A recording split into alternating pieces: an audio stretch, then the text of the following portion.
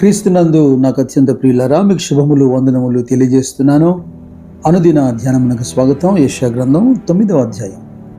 ఆయనను వేదన పొందిన దేశం మీద మబ్బు నిలవలేదు. పూర్వకాలమున ఆయన జబూలూను దేశమును నఫ్తాలి దేశమును అవమానపరిచెను. అంత్యకాలమున ఆయన సముద్ర ప్రాంతమును అనగా యోర్దాను అద్దరిని అన్యజనుల గలిలయ ప్రదేశమును మహిమగల దానిగా చేయుచున్నాడు. చీకట్లో నడుచు జనులు గొప్ప వెలుగును చూచున్నారు. మరణ చేయగల దేశ నివాసుల మీద వెలుగు ప్రకాశించును.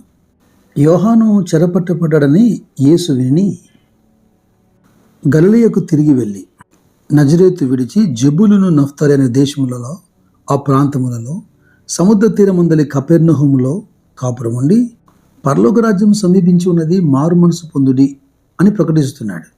ప్రవక్త అయినటువంటి యెషయా ద్వారా చెప్పిన మాట నెరవేరినట్లు అని రాశారు. బాప్తిస్మిచ్చు యోహాను యొక్క తండ్రి అయిన జకర్యా, యాజకుడైన జకర్యా పరిశుద్ధాత్మ పూర్ణుడై యేసుకు సంబంధించిన అనేక ప్రవచనాలు ఇస్తూ వచ్చాడు. తన సేవకుడైన దావీదు వంశమునందు మన కొరకు రక్షణ శృంగమును అనగా మన శత్రువుల నుండి మనల్ని ద్వేషించు వారందరి చేతి నుండి తప్పించి రక్షణ కలగజేశాను. ఆయన తన ప్రజలకు దర్శనమిచ్చి వారికి విమోచన కలగజేశాను. చీకట్లోనూ మరణాఛాయల్లోనూ కూర్చుండి వారికి వెలిగించుటకై ఆ మహావాత్సల్యమును బట్టి పైనుండి ఆయన మనకు అరుణోదయ దర్శనం అనుగ్రహించెను. గతంలో ఈ ప్రదేశము, ఈ ప్రాంతము ఎంతో వేదన చెందింది, అవమానపరచబడింది. అయితే ఇప్పుడు గొప్ప దర్శనం అనుగ్రహించబడుతుంది. చీకట్లో ఉన్నటువంటి ప్రజలు మరణఛాయ గల ప్రదేశముల మీద వెలుగు ఎలా ప్రకాశిస్తుంది? యెషయా ప్రవక్త అంటున్నాడు 9వ అధ్యాయం 6వ వచనంలో, ఏలయనగా మనకు శిశువు పుట్టెను, మనకు కుమారుడు అనుగ్రహింపబడెను, ఆయన భుజం మీద రాజ్యభారములను. ఆశ్చర్యకరుడు, ఆలోచనకర్త, బలవంతుడైన దేవుడు, నిత్యుడగు తండ్రి, సమాధానకర్తయగు అధిపతి అని అతనికి పేరు పెట్టబడును.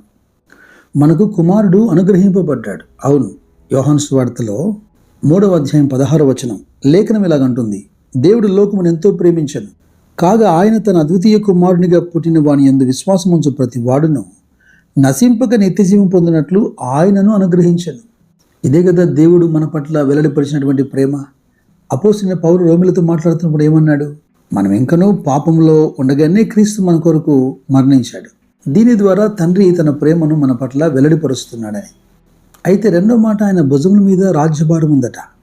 యేసుక్రీస్తు ప్రభు మరణించి తిరిగి లేచిన తర్వాత తన శిష్యులతో మాట్లాడుతూ మత్తయి సువార్త 28వ అధ్యాయంలో 18వ వచనంలో అంటున్నాడు, పరలోకమందును భూమి మీదను నాకు సర్వాధికారం ఇవ్వబడి ఉన్నది, కాబట్టి మీరు వెళ్ళి సమస్త జనులను శిష్యులుగా చేయండి, తండ్రి యొక్కయు కుమారుని యొక్కయు పరిశుద్ధాత్మ యొక్కయు నామములోకి వారికి బాప్తీసం ఇవ్వండి అని. తండ్రి అయిన దేవుడు సమస్తమును క్రీస్తు పాదముల కింద ఉంచాడని పౌలు కొరింథీ సంఘంతో చెప్పాడు. అలాగే ఎఫెసీ సంఘానికి కూడా లేఖ రాశాడు.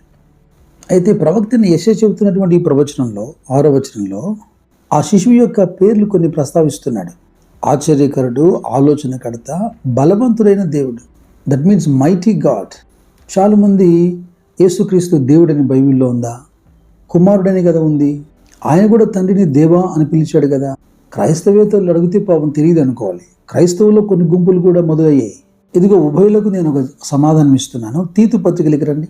తీతు పత్రిక 2వ అధ్యాయం 13వ వచనం, అనగా మహాదేవుడును మన రక్షకుడైన యేసుక్రీస్తు మహిమ యొక్క ప్రత్యక్షత కొరకు ఎదురు చూచుచు ఈ లోకములో స్వస్థ బుద్ధితోనూ నీతితోనూ భక్తితోనూ బ్రతుకుచుండవలనని మనకు బోధించుచున్నది.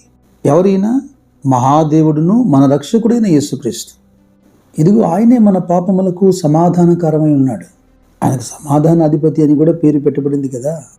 ఎఫెసీ పత్రిక 2వ అధ్యాయము 4 నుంచి 6 వచనాలు, అలాగే ఎఫెసీ పత్రిక 2వ అధ్యాయం 14వ వచనం అదే చెబుతోంది.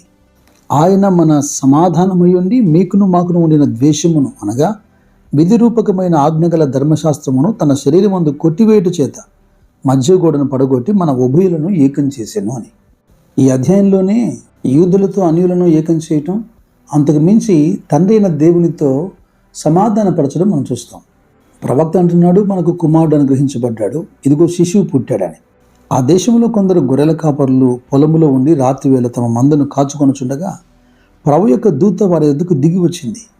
భయపడకుడి, ఇదిగో ప్రజలందరికీ కలగబో మహా సంతోషకరమైన సువార్తమానం నేను మీకు తెలియజేయుచున్నాను. దావీదు పట్టణమందు నేడు రక్షకుడు మీ కొరకు పుట్టి ఉన్నాడు, ఈయన ప్రభువైన క్రీస్తు. అయితే యేషయా ఇంకాస్త ముందుకెళ్ళి 7వ వచనంలో ఆయన యొక్క రాజ్యం గురించి కూడా వివరిస్తున్నాడు. యెషయా గ్రంథం 9వ అధ్యాయం 7వ వచనం, ఇది మొదలుకొని మితి లేకుండా దానికి వృద్ధియు క్షేమమును కలుగునట్లు సర్వకాలము దావీదు సింహాసనమును రాజ్యము నియమించును. న్యాయం వలనను నీతి వలనను రాజ్యమును స్థిరపరచుటకు అతడు సింహాసనాసనుడై రాజ్య పరిపాలన చేయును. సైన్యములకు అధిపతి యెహోవా ఆసక్తి కలిగి దీన్ని నెరవేర్చును.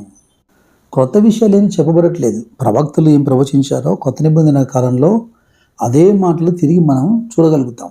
సర్వకాలము దావీదు సింహాసనము రాజ్యము నిలిచినట్లుగా అంటున్నాడు యెషయా. మత్తయి సువార్త 1వ అధ్యాయం 1వ వచనంలో అబ్రహాము కుమారుడగు దావీదు కుమారుడైన యేసుక్రీస్తు వంశావళి రాయబడింది. ఆ దావీదు రాజ్యాన్ని సింహాసనాన్ని ఉద్ధరించడానికే దావీదు కుమారుడిగా యేసుక్రీస్తు వచ్చాడు. దానికి ఇక మితి లేదు. లూకా సువార్త 1వ అధ్యాయంలో 32-33 వచనాల్లో దేవుని దూత మరియతో మాట్లాడుతూ చెప్పిన మాట ఏంటి? ఆయన గొప్పవాడే సర్వోన్నతుని కుమారుడు అనబడును. ప్రభు అయిన దేవుడు ఆయన తండ్రి అయిన దావీదు సింహాసనమును ఆయనకిచ్చును. ఆయన యాకోబు వంశస్థులను యుగ యుగములు ఏలును. ఆయన రాజ్యము అంతము లేనిదై ఉందని ఆమెతో చెప్పాడు. మహాదేవుడు తన ఉన్నత ఉద్దేశం నెరవేర్చడానికి, తన హృదయానుసారుడు, తనకు లోబడినవాడు, తన చిత్తం నెరవేర్చడానికి ఆశ కలిగినటువంటి దావీదుకు వాగ్దానం చేసి ఆ దావీదు వంశంలోనికి క్రీస్తుని పంపాడు. కేవలం 12 అపోస్తుల ద్వారా ఆయన రాజ్యాన్ని ఆయన ప్రారంభించాడు. దానికి మితి లేకుండా ప్రపంచవ్యాప్తంగా ప్రతి జాతి, ప్రతి ఒక్క భాష, ప్రతి ఒక్క తెగ ఇలాగున ప్రపంచమంతా వ్యాప్తి చెందుతోంది.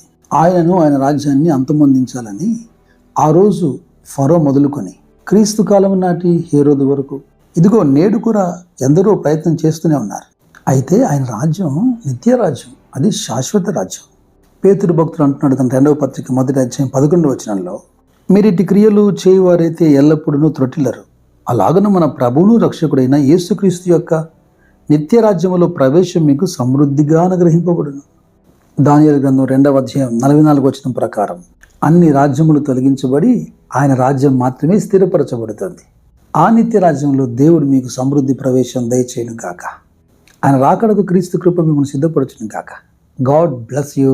God bless you.